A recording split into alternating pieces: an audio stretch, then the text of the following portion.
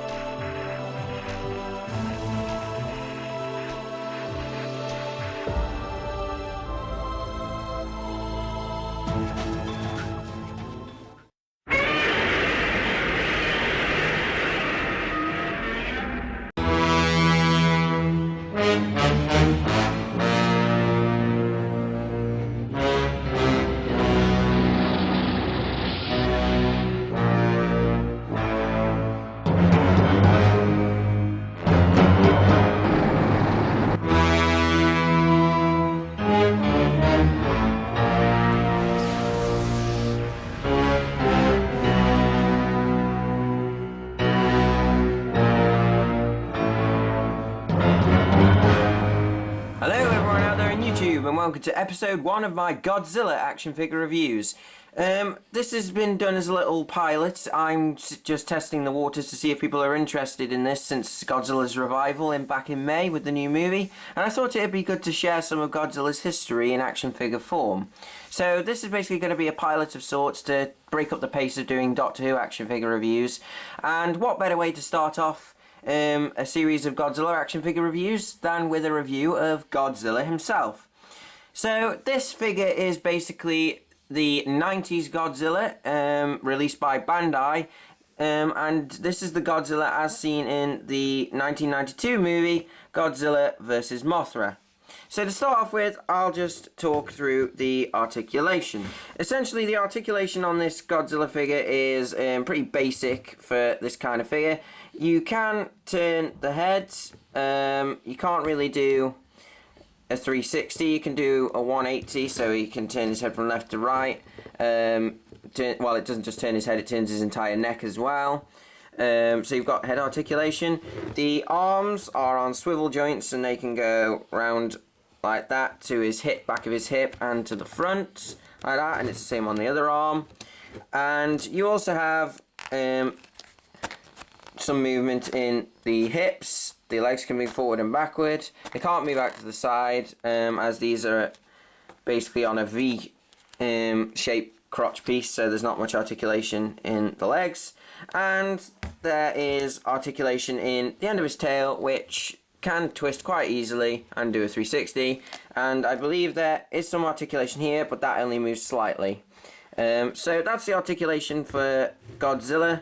Pretty basic, but that's all that can be expected from this kind of figure.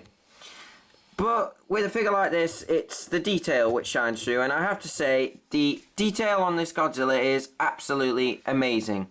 But before I go on to that, I'll just give you a bit of background.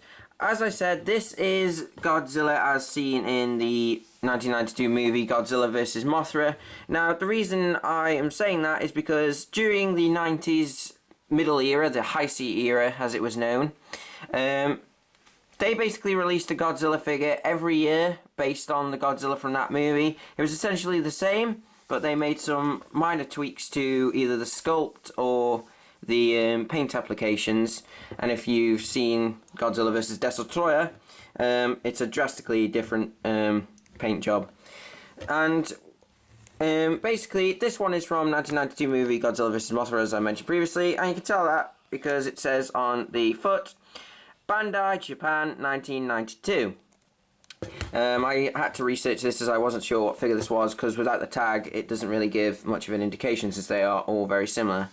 So now let's take a look at the detail of this frankly amazing figure. So the face sculpt, it's no secret that the Godzilla scene throughout the 90s and before and beyond, up until 2014, is a man in a rubber suit. And this is no exception. So this sculpt is based off the suit used in Godzilla vs. Mothra. It is called the Bato Goji suit. And essentially the detail on this is fantastic. You've got so much detail in the head. I mean, if you just look alone, you can see all the different textures of the skin here. You've got the scales, the rough skin, and the scales on the top of his head here. The head is a bit flatter, as in previous sculpts in Godzilla vs. King Ghidorah. This was a bit more rounded. But here it's been flattened down. You have the ears here on both sides, which are very, very nice, and these little bumpy scales at the top of his head. Then you have the sort of frowny eyebrows above here, which are hanging over his eyes. The eyes are just your standard white and black iris and pupils. The eyes in this Godzilla should really be sort of gold with black irises, as they are in the movie, but they haven't done that. But this looks okay all the same. Then you have the mouth, which has got these puffy cheeks here, and the snout with the quite prominent nose, and these little wrinkles in the skin here, which are all very nice. The mouth, if I just bring that in, is open with the rows of teeth. It's meant to give the effect that there are two rows of teeth. Sorry, just put that on camera. There are two rows of teeth on this Godzilla. But what's actually happened is, because this is an old figure, the paint's actually rubbed off, so the exterior teeth are painted in a yellowy white colour, and the inside's just been left entirely black, which is a shame, as you kind of miss the detail, even though you can actually see it on camera. The tongue has been painted in a matte red with the obvious indentation, which has been highlighted in a black colour there, as you can see, which is all very, very nice. Now, the neck piece is also very interesting, like underneath it, the Godzilla jowly, you could call it. This is also done like in a segmented scales as well. In the previous sculpts, this was more obvious, like these lines were a lot more prominent and they were sectioned off a lot more, obviously. But here, they've been a bit more subtle with the paint applications and the way the lines are sculpted on, so the impression of the different sections doesn't come on quite strong, but you can actually see it. And as you can see, again, the detail of the bumps of the skin and like the rough skin is all completely different. It's very, very good. It's very, very nice. The torso, if I just zoom out a little bit and just go down there, as you can see, is again different to the rest of the figure. It's two like sort of pectorals with the rib cage bone highlighted in the middle with some indentations here. The scales also show up very nicely on here, and this actually shows you how big this costume actually was. It was fantastic, this costume. And this, I think the detail here is just excellent. What makes this specifically from Godzilla vs. Mothra again, this silver paint, looking at all the other figures released in the 90s, it is only on this figure. From Godzilla vs. Mothra, it's not anywhere else. So that's very, very nice. And then moving to the shoulders and the arms, as you can see, the skin tone and scales are in a different design yet again to the side of the torso here, as you can see. The shape of the scales is completely different, getting smaller as we get to the hands. And what I like particularly about the arms is the creases here, which sort of give it that rubber suit feel, as it says a rubber suit, which is very, very nice. And then ending in his claws, obviously. In previous films, these claws were longer and were white, but in this one they've gone with a silver paint job and stubbier claw points at the end of the hands. And of course their fingers are all together with 3 fingers and a thumb.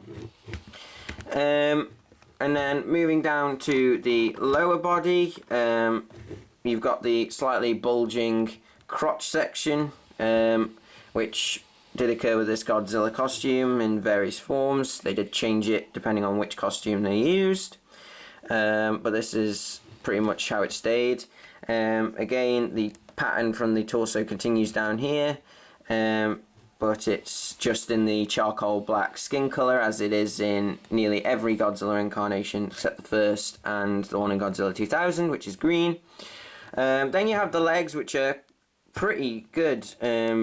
A pretty good sculpt in my opinion. Is not only have you got the scale design, but if you look at the shape, which is obviously because the costume is bulging quite a lot, but the legs were quite chunky, and it looks like it really makes the muscle tone quite obvious, like showing he's got really massive muscly legs, this Godzilla has, and I think this detail is excellent on here. And then you have this section here, which is obviously like the kneecap, which is like a separate piece which divides the lower leg and the upper leg here, and this is quite nicely done, and that goes all the way around to the back, getting smaller here.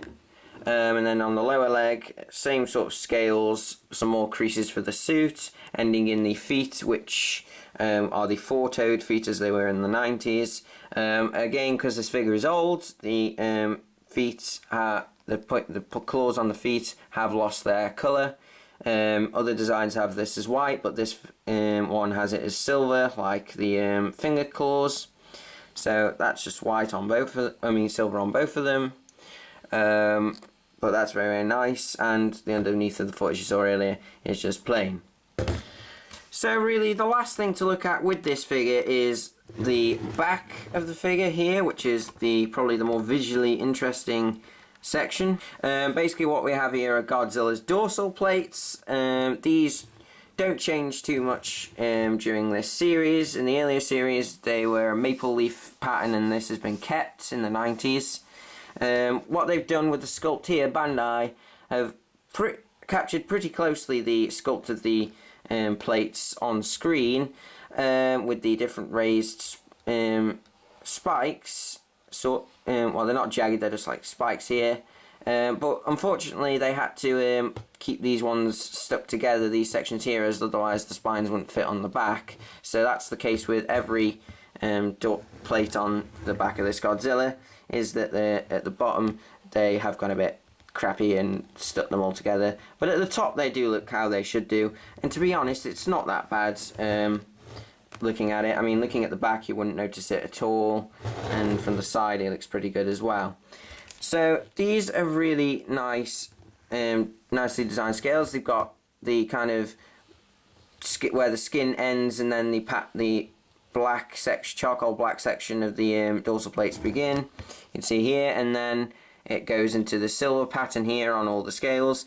Other figures, before and after, this is in a kind of dull silver. Later versions have a slightly lighter silver, and then in the Destroyer version, it's red, as it's the Meltdown Godzilla. And what I also like about this is you've got the thinner, smaller scales going down here, the smaller plates, and just the detail that's gone into this entire section. You've got all this detailing on the inside. If I just try and zoom in a bit there, you've got all this detailing, like it's sort of like a stony bone-like effect, and it just looks really, really nice. And the charcoal paint and silver complements that quite well. And as you go down the figure, this pattern continues all the way down to the tail, getting smaller as you go along, like that. So the scales are really, really nice, and overall it's a very, very nice figure. And the last thing I'll talk about is the tail, which is in the obvious. It's got different sections. Again, this is sectioned off from the end up to here. The tail was controlled with strings, for those of you who don't know, or hadn't guessed, so that when it swung around it was independent of the actor and could swing around and bash monsters or knock into buildings and etc., and give it the feeling that it's a living monster rather than a guy just dragging the tail. And this has been done very, very nicely with the sections here in the scales, and then on the bottom there's like the flat bit of the tail here, which is on every Godzilla design, and this is sectioned quite well as the scales pattern is different again, and even continues up to his crotch. So all in all, this Godzilla is very, very nice, and that pretty much brings us to the end of this review. Final thoughts, if you'd like to get this figure, I mean, not many people buy Godzilla figures unless they've been collecting them for years, unless you're a new and love Godzilla, then you may want to try and track this down, although it may cost you a lot of money. I mean, I looked on a website and this was going for $60, and I imagine to get that shipped over to England, it would be quite expensive. But if you can find these at like conventions like I did, then you may get lucky and find it, and you may want to buy this figure, so it can go with your collection of the newly released Godzilla toys that are coming out this month. And there is a version of the 90s Godzilla coming out in the Classics Godzilla wave this month as well, so if you want a more articulated version of this figure, then you may want to track that down. If you'd like more information on this, then there's plenty of websites that tell you about these figures year in, year out. There's the Toy Collectors Japan, I believe it's called. I'll post a link for that website in the description of this video. And that's basically it. So thank you for watching this review, guys. It's been a bit different, and it's certainly been a change of pace for me from doing Doctor Who, as I really had to put my work in on this one. I don't know much about the Godzilla toys. I know more about the films and stuff than the toys, so I really had to go to town to find out about this figure. But it was a very fun experience, and if you like this series, please give it a like, share it, etc. And if you like this series, then I will continue it alongside my Doctor Who series with my second Godzilla review, which will be the Destroyer. It's not Destroyer. The monster is Destroyer from Godzilla vs. Destroyer, the last movie of the 90s. Another favourite figure of mine, and there's two of them. So stay tuned for that. And my next Doctor Who review will either be Morbius or the Seeds of Doom set. So thank you for watching this Godzilla review, guys, and I shall see you in my next Godzilla action figure review.